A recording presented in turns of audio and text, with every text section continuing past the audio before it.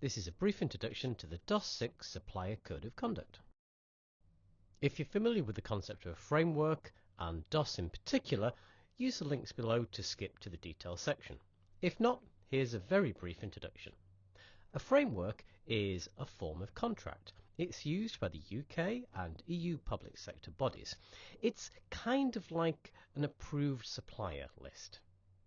DOS stands for Digital Outcomes. It replaces the Digital Outcomes and Specialists frameworks, which was 1, 2, 3, and 4, and 5. But digital, we're really talking about agile kinds of development here.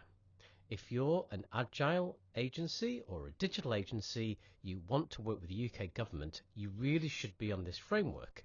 If you don't want to go through the process of being on the framework, you can partner us. You Say Tomato is on both the G-Cloud framework and the DOS framework. Contact us.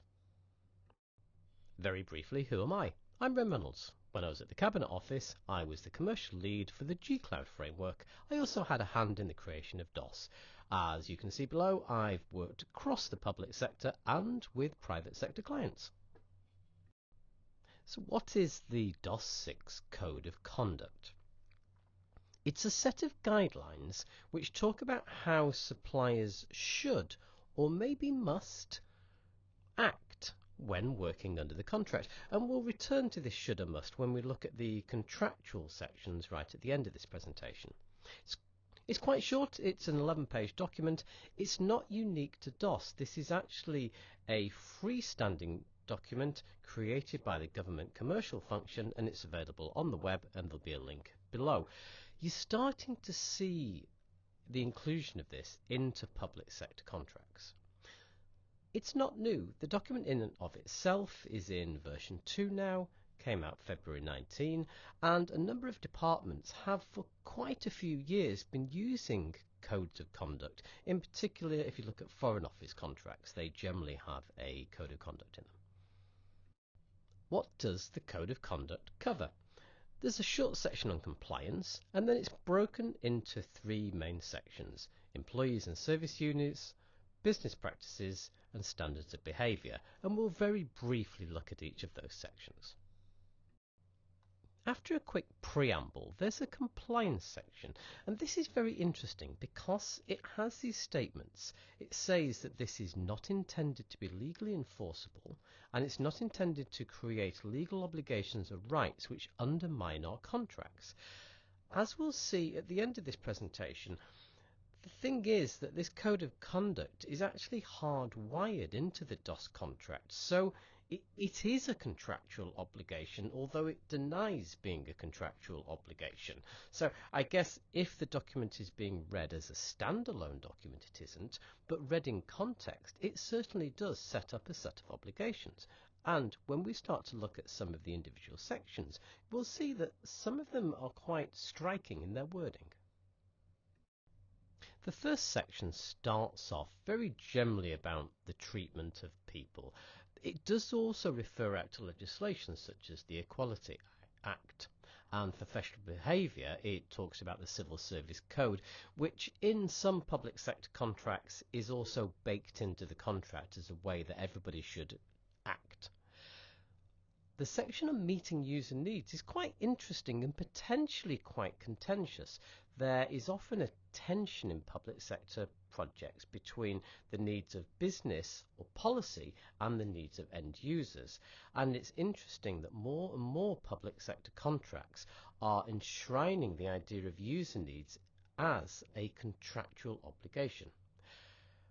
Vulnerable users and human rights, again, are things which are in statutes, so really they're being restated here. The next section on business practices is, again, something which probably does more work in smaller contracts or simpler contracts.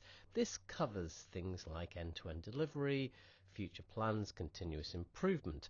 Anyone familiar with particularly technology contracts will be familiar with these terms, and indeed in the DOS contract most of these concepts, in fact I think all of these concepts, are dealt with in some detail. So this is a rather simplistic restatement of those concepts.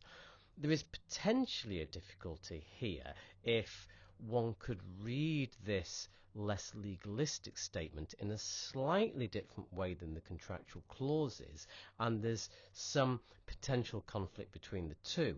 Again, this document says it's not setting up any conflict, so strictly speaking, the other parts of the contract should take precedence, but that doesn't mean that there might not be an argument about any conflicts which are perceived or actual.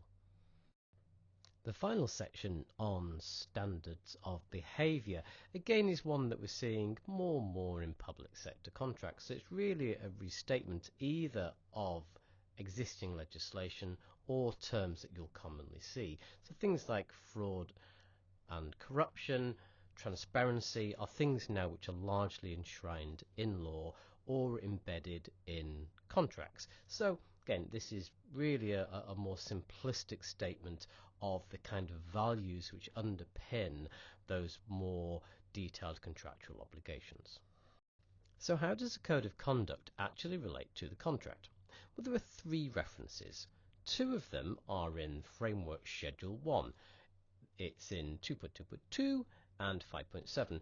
2.2.2 simply makes reference to it, and 5.7 makes direct reference and provides a URL to the external document, noting that it might change over time. And lastly, in the contract, we also find a reference to it in Joint Schedule 5 on corporate responsibility, where again there's a link. Now, if you're new to the structure of the DOS contract, I'll do another video talking about what is going on with these concepts of joint schedules, because it's a little confusing when you first see this structure. So in summary, the Supplier Code of Conduct, first, it's not an option. If you want to be on the DOS framework, you've got to agree to it. Secondly, it's not really doing anything new. Everything it says is either in legislation or it's already in the contract, or both. Thanks for listening. We'll do some more videos on the DOS 6 framework and the contract and how it works. If you want advice, get in contact with us. If you don't want to go through the process of being on the framework but you still want to work with government, we're on both frameworks.